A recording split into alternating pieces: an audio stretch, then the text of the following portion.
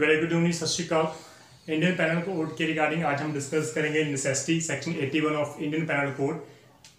जो general defence है वो नेसेसिटी भी जो है वो काफ़ी इंपॉर्टेंट रोल प्ले करती है। नेसेसिटी मीन्स हम लोग कह सकते हैं कि ज़रूरत थी मुझे, we have no other alternative at that time to have to commit that act. That वो जो मैंने फेंस कमिट किया है एक्चुअली वो फेंस नहीं है, क्योंकि मेरे पास डिफेंस है, जनरल डिफेंस नेसेसिटी का सेक्शन 81। तो सेक्शन 81 क्या कह रहे हैं कि भाई जो एक्ट है likely to cause harm but done without any criminal intent and to prevent the other harm is no offense at all. And as far as the Bayer Act language is concerned, वहां पर word क्या लिखा है, nothing is an offense merely by reason of being done with the knowledge. Just आपको knowledge थी कि हाँ भी आप अगर एक्ट करोगे तो किसी को हार्म होगा, लेकिन वहां पे अगर क्रिमिनल टेंशन नहीं है आपकी तो वो नॉलेज भी ऑफेंस नहीं है।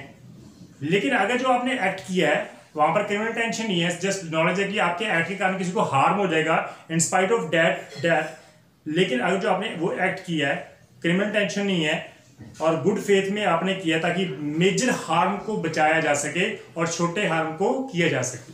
तो in order to this is an important thing, this is the ingredient of section 81। As per the section 81 is concern, act must have been done without any criminal intent.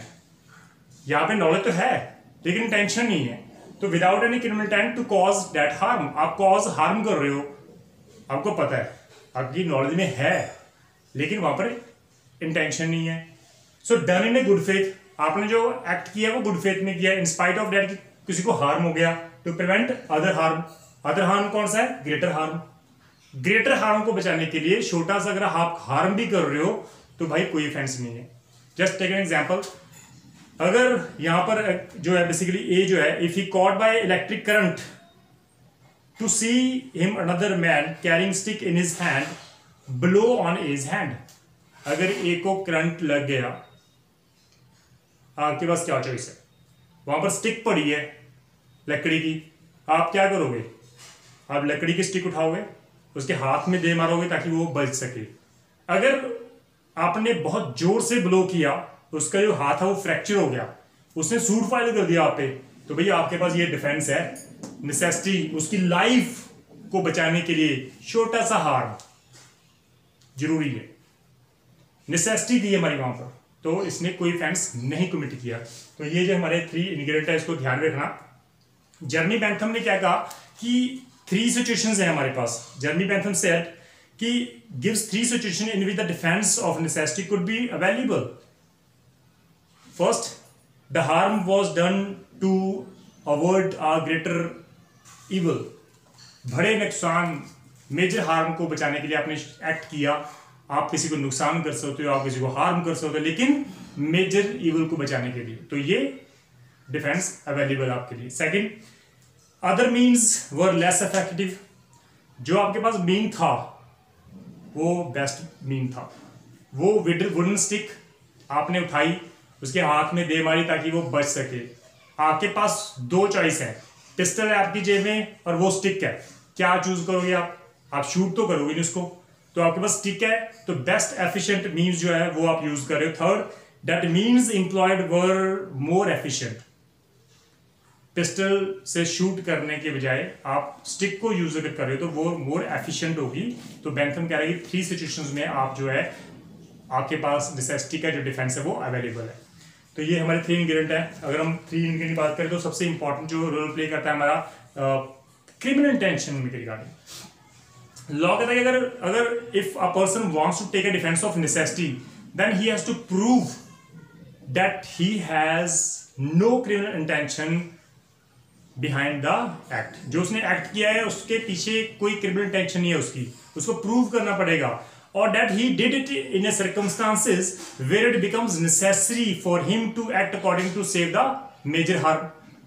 Major harm को बचाने के लिए आपने act किया and at that time there is no other alternative available at the time. तो वो necessity थी। तो अगर आप ये प्रूव कर रहे हो तो आपको necessity का जो डिफेंस है वो दिया जाएगा। दूसरी इंपॉर्टेंट बात, सबसे इंपॉर्टेंट बात, प्रिवेंटिंग हार्म टू पर्सन और प्रॉपर्टी। सिर्फ इसी के लिए जो है वो बेसिकली नेसेसिटी जो है वो डिफेंस दिया गया है, किसी को हार्म पर्सन और प्रॉपर्टी दोनों को कवर किया गया है।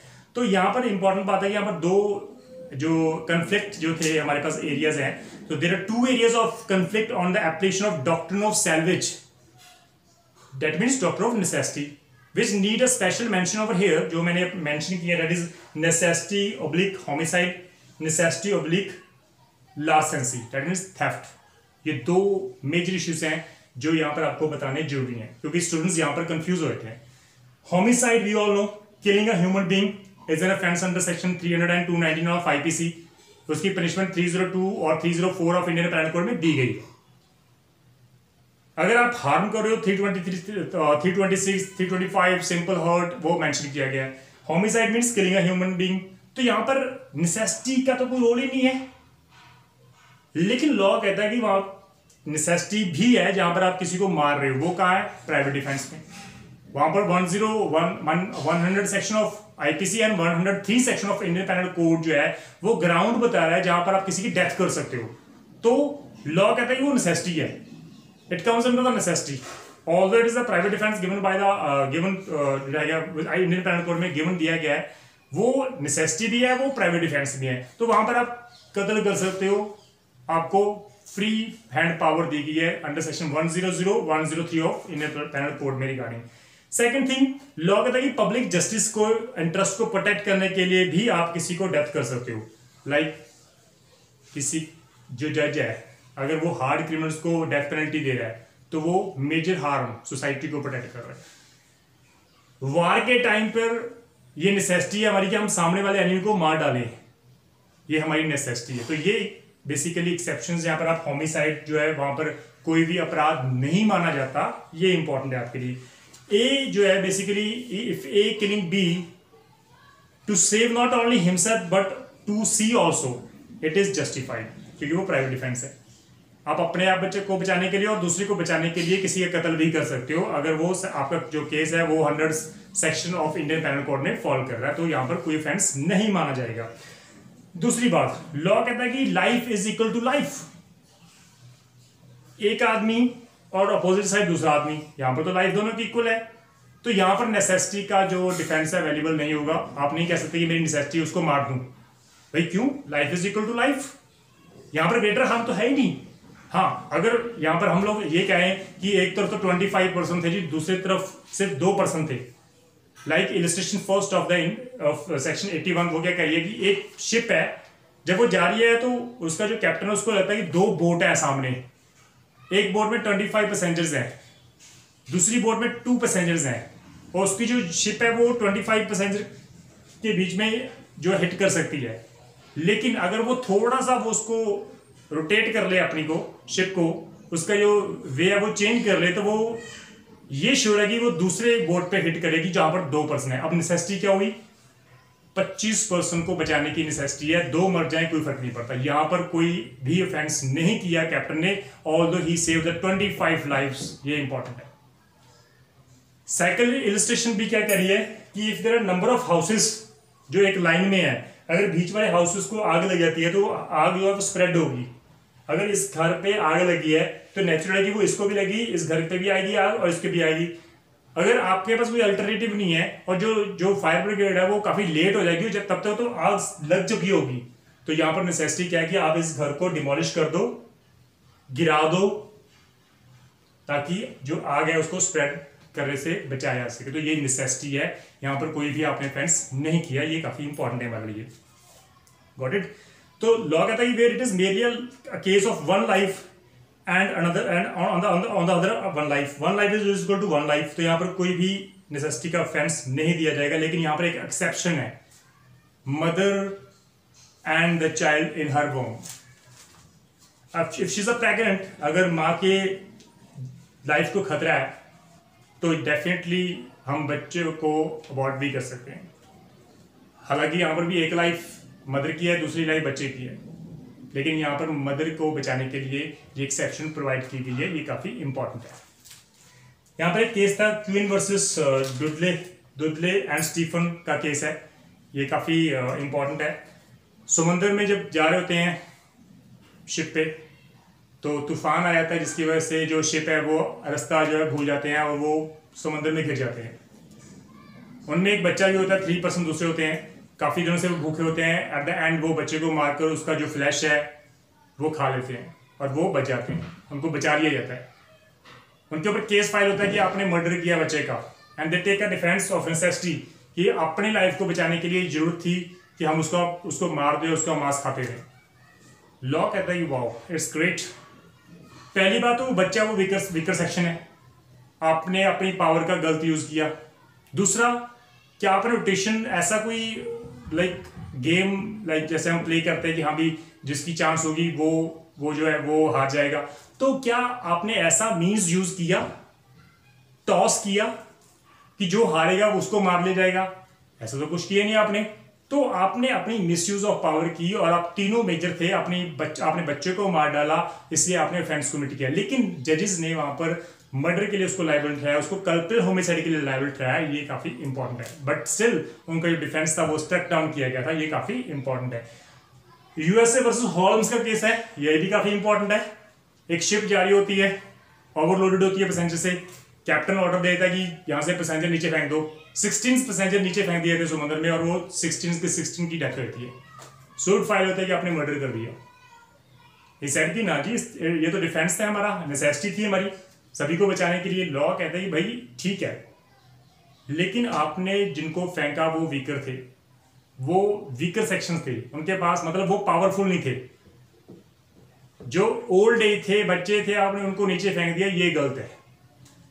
दूसरी बात, आप खुद छलांग मार देते समुद्र में, आप खुद मर जाते, लेकिन नहीं जी, आपने तो पावर यूज की अपनी कि दूसरे को मार डालो हम बच जाएं। तो लॉ कहता है यहां पर नेसेसिटी बिल्कुल नहीं थी। अगर वहां पर टॉस होता या कोई ऐसा मीन्स यूज किया जाता कि हाँ भाई जो उसमें हार जाता उसको समुद्र में फेंक दिया था, तो वहां पर नेसेसिटी का जो डिफेंस था वो सही था। अदरवाइज वो जो डिफेंस उसका था जो हॉर्म्स के केस में वो स्ट्रक डाउन किया गया, उसकी लायबिलिटी फिक्स की गई। Then we have another example, necessity versus larceny, that is theft. चोरी, क्या नेसेसिटी में चोरी करना अपराध है? एक भूखा पर्सन, हंग्री पर्सन अगर वो चोरी करता है फूड की, क्या उसको सजा दी जा सकती है? यही तो वो भूख से मर रहा है, ऊपर से आप पुलिस पकड़ के लेके जाएगी, उसको सजा दी जाएगी, क्या ये सही है, लीगल है? तो लॉ कहता है कि अगर हम अलाउ कर दें इस डिफेंस को, तो सभी हंगर पर्सन जिनको भूख लगी है वो चोरी करेंगे, अपराध करेंगे और वो नेसेसिटी लेंगे डिफेंस अपना। भाई नेसेसिटी थी, we have no other choice. इसलिए लॉ कहता है कि ऐसे जो डिफेंस को स्ट्रक डाउन करना बहुत जरूरी है, और यहाँ पर जो थेफ्ट है वो थेफ्ट ही मानी जाएगी, इन स्पाइट ऑफ कि वहां पर काफी नेसेसिटी थी आपको चोरी करने की, भूख लगी थी, but still it is an offence. तो ये काफी इंपॉर्टेंट थे हमारे लिए, क्योंकि जो बैकन था उसने एक बात डिक्लेयर कर दी कि stealing of food to satisfy hunger was not larceny, वो चोरी नहीं है। लेकिन ऐसे जो बैकन का जो उसका ओपिनियन था, वो उसको ओपिनियन को अलाउ नहीं किया गया, इंडियन पैनल कोड में कोई जगह नहीं दी गई, और कोर्ट ने बिल्कुल कहा कि बेसिकली जो कोड था उसमें रीजन क्या है, वो ये है कि अगर डिफेंस हम लोग अलाउ कर देते हैं तो डेफिनेटली सभी अक्यूज पर्सन ये कहेंगे कि हम तो 36 आवर से भूखे हैं जी, हमारे पास कोई वे आउट नहीं था, हमने ऑफेंस कमिट कर दिया। तो लॉ कहता है कि ऐसा तो बिल्कुल नहीं चलेगा, तो इसलिए लॉ कहता है कि ये तो ऑफेंस ही माना जाएगा।